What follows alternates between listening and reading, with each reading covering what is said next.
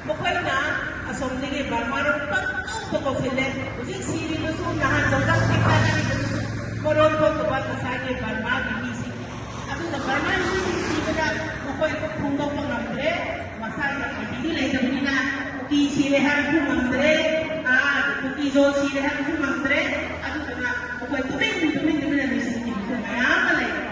Nahan ni jodang kita so hai bisi. Apa yang isang na tulimin na rin ari ipo ko no kung sinakaire ato nga kay dawli ko po puminga o puminga na asing ini pumnamba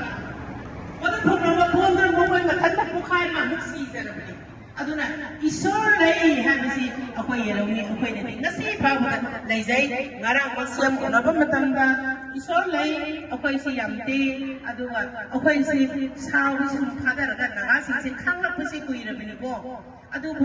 mina India Parliament kukinako teroris ka tanuri basu